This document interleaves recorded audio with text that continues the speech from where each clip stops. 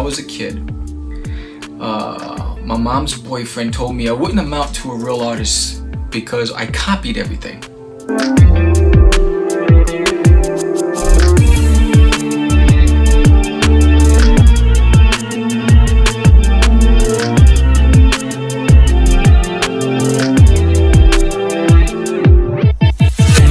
I remember how I felt when that first rejection letter came in.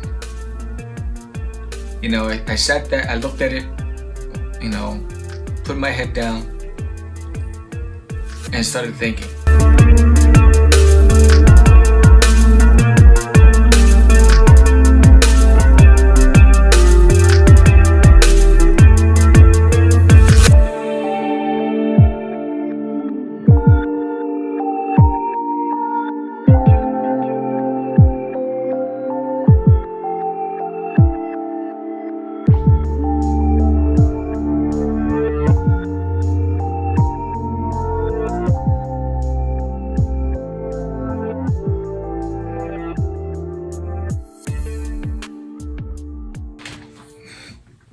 Hey guys, I'm Samuel and I'm an independent artist and creator of my own books and my own title, There's Nailing in My Toilet.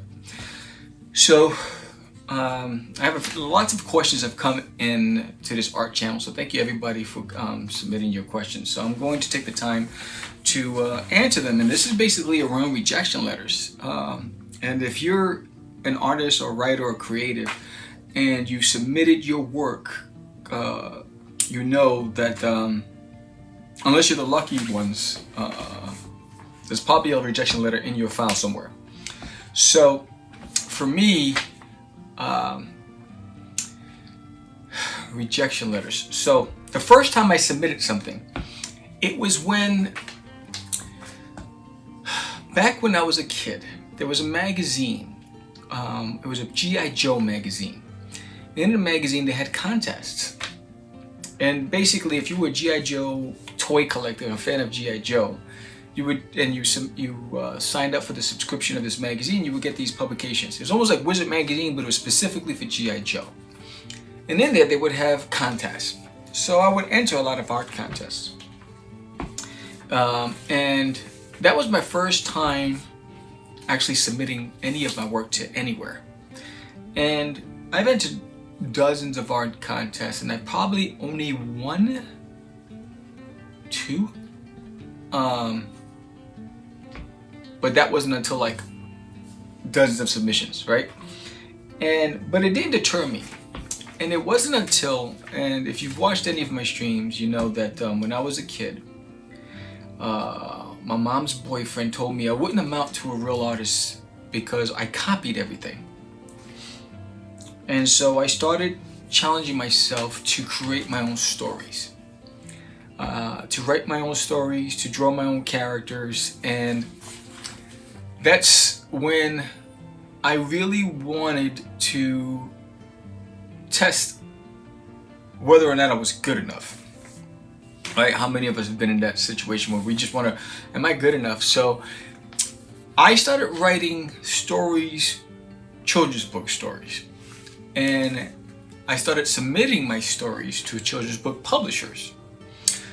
But in order to find out how, I had to go to I went to the bookstore, and I got the digest, which has all the literary digest, and it has all of the literary agents and who to submit and how to submit and all these other things. So I started submitting there. And I was probably about 16 years old when I first started submitting my stuff. And I remember how I felt when that first rejection letter came in. You know, I sat there, I looked at it, you know, put my head down and started thinking, maybe they just don't know, right? Let me try it again. And so the resilience kicked in, and I just kept submitting and submitting and submitting. And it would be months. I mean, the rejection letters wouldn't come like the next day or the next week. It would be like a couple of months later. Sometimes you forget who you submitted to because of the length of time between the submissions. And I remember that every time the mail came, it was always a rejection letter.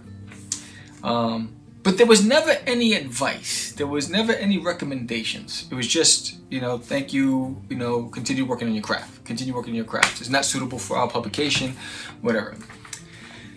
And then, I started working on my own comic book, and I got the comic book bug, and I wanted to see if I was good enough for comics. So I remember, and I have it around here somewhere. I think I have the original some of the pages. I've done dozens of submissions to comics, but I'm going to show you some of the pages I still have from back then. I mean, it's no wonder I got rejected, right? And they were pencil pages. So like, here's a pencil page that I submitted a long time ago in a galaxy far, far. I wish I would have dated these. I could tell you exactly. This one's very light. I don't know. My pencils were very light and thin, but and here's another one. As you can see, I had a lot of opportunity. I had this problem where I was just doing scenes without any backgrounds, right?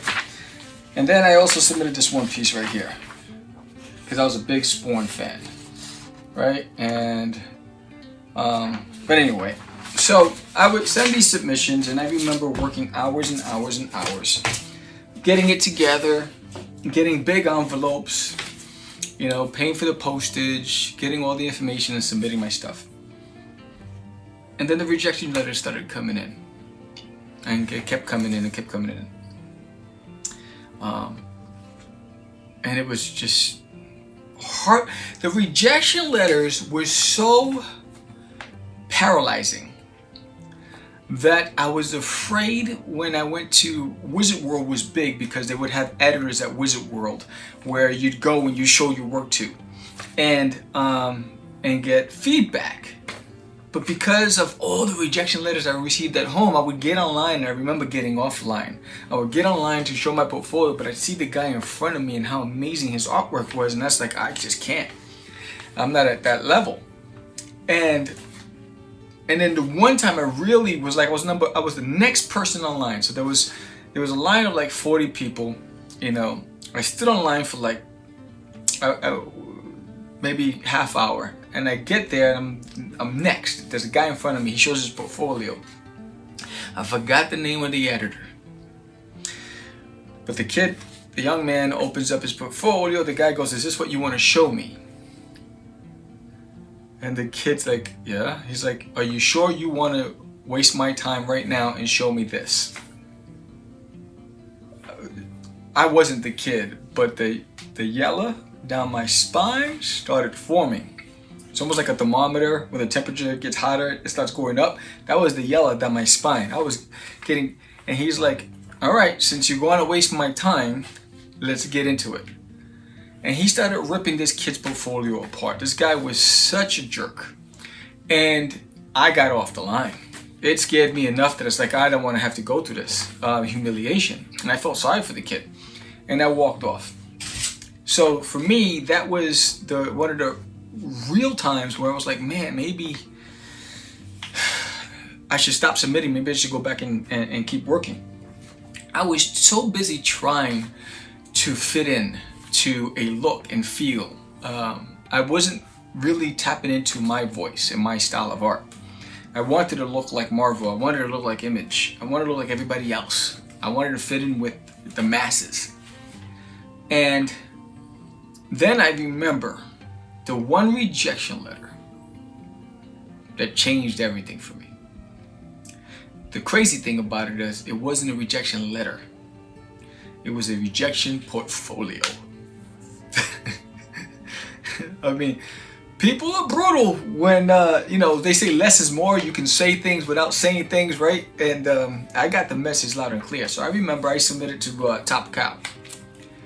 And, whew, that was crazy. So I remember I get excited because this big, I usually just get an envelope, a small envelope, and it says, thank you, but no thank you, right? And I still save them. I have a file cabinet with hundreds of rejection letters. But I remember I got this big package from Top Cow. I was like, is this a contract? What are they sending me? I'm excited. I think I'm breaking in. It's it. Yes, hooray. Yes, my life is changing. And I can't wait to tell all my friends. I'm ripping into it. And I pull out, and it's 11 by 17 photocopies of Michael Turner's work on Witchblade. And I'm digging in, and I don't see anything else. Like I'm a big Michael Turner fan, but I look and I'm like, all right, where's the letter? Where's the letter? You know, where's the contract? And I look in, there's nothing else. So I said, how do I interpret this? And it was easy. After I got past the excitement, then the humility kicks in, which leads to depression. And I look at it, and I realized it's telling me, if you're not at this caliber, don't even bother. That was the day that changed my life. That was the day, that was that one letter, which wasn't a letter, that made me realize I wasn't cut out to draw like them. I was too busy trying to be like everybody else. That I wasn't tapping into me and my creative voice. I wasn't finding my style. I was avoiding what was obvious. My style was simplistic. My style is cartoony. But I wanted to do what everybody else was doing because that was the movement. That was the trend. That's what was getting everybody's eyes, and that's how you were getting jobs. And it was harder for people who illustrated in the cartoony style to get jobs outside of comic strips and newspapers. So after stepping back and just reflecting and thinking, what do I do here? You know, and this is when I was drawing. I wrote a book called Forbidden, and I started illustrating for the series. And I realized I wasn't cut out to draw the book that I wrote. And that was heartbreaking. I couldn't give it the life it deserved. I just didn't have that skill set. Could I have done it? It would have taken me a lot longer. So here's what I realized early on, after that rejection. To draw like everybody else wasn't fun. It was work for me. Because I really had to pay attention to the details. I really had to pay attention to perspective. I really had to pay attention to foreshortening and horizon lines and vanishing points and all these things. And, you know, actually capturing the look and feel of objects and buildings and, you know, texture and hair and all these things that felt like work. It didn't feel fun to me. You know, where someone like a Michael Turner loved what he was doing and was able to produce the material quickly. I wasn't loving it. I was trying to fit in. It felt like work. It felt like a job, and I didn't want it to feel like a job. And it wasn't until that moment that I realized that I needed to figure out what I really loved about creating comics. And so I focused on a book called Cosmic Wars, which is more simplistic. And at that time I was a digital art major, and I was learning about 3D and 3D animation. So I wanted to incorporate what I was learning in class with 3D, and I was, you know, with Combustion and 3D Studio Max and Bryce, and take those elements and create my backgrounds and then illustrate my characters into those backgrounds. So, you know, if you work for an animation studio, they have background artists and they have character artists. So that's basically what I was doing. I was doing two jobs. I was creating my backgrounds in computer, in digital, in 3D.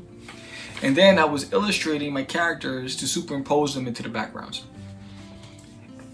And I was having so much fun because for me it was groundbreaking. For me, nobody was doing it. And I really loved Cosmic Wars. And then the moment came where Duty showed up in my life. There's Needle in My Toilet. He showed up in my life and he's like, "Hi, I'm Duty from Uranus," and man, I fell in love with creating comics.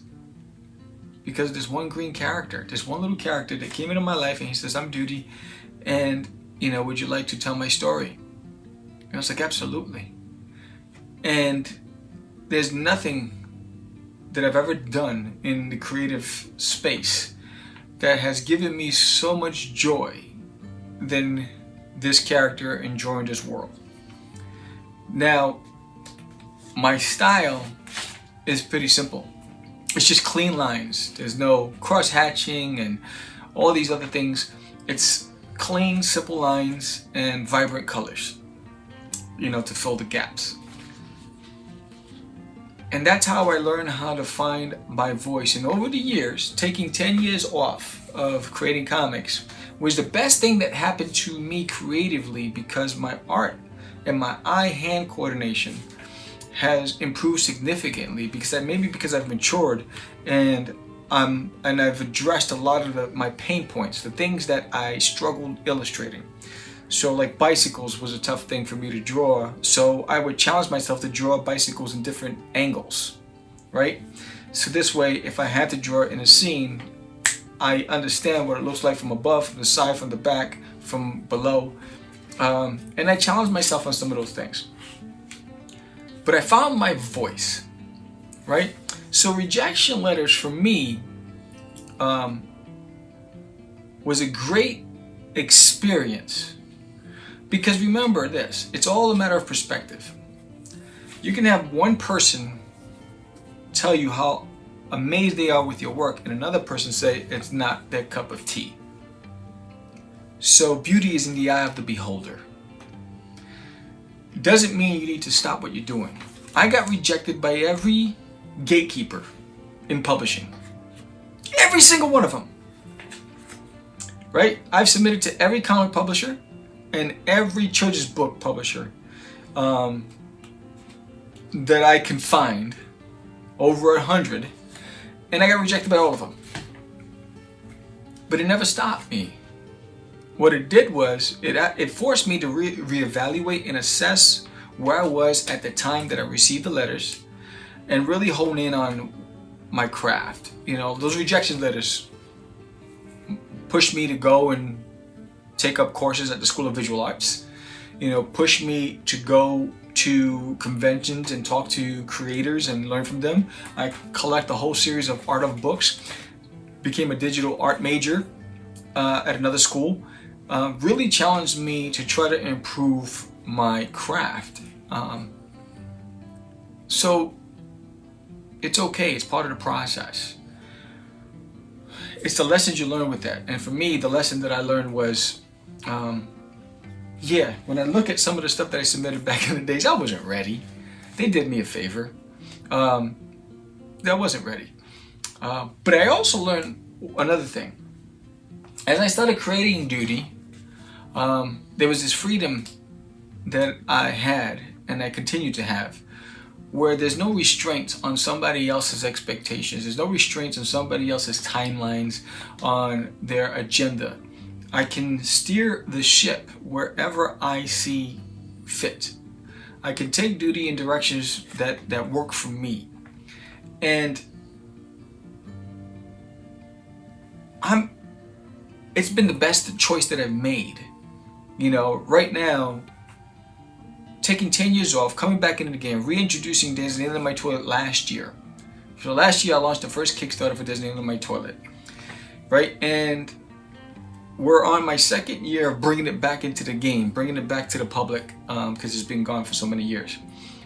And now Duty's published as a comic strip through A Kid in a Comic, right? In a newspaper for comic strips.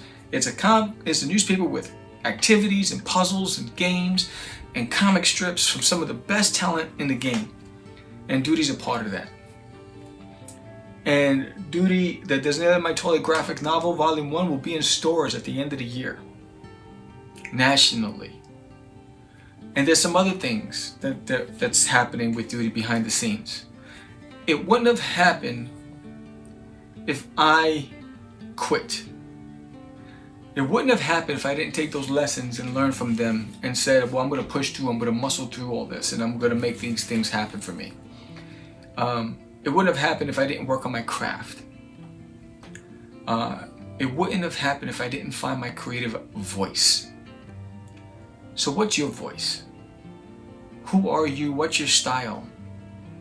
Are you trying to fit in with everybody else? Or are you trying to create your own lane at your pace that works for you?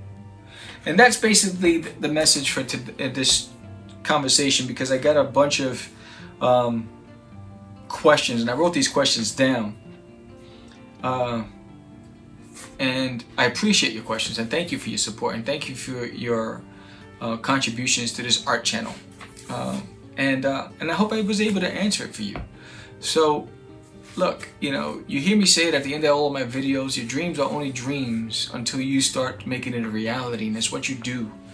And the decisions you make will determine the outcome. So, but again, you got to do it at your pace and what's right for you. Don't worry about everybody else. I didn't. When I realized when I stopped trying to compete with everybody, and I just focused on me, that's when the fun really started, man. That's when I started loving it. Just loving it. I love what I do. And whether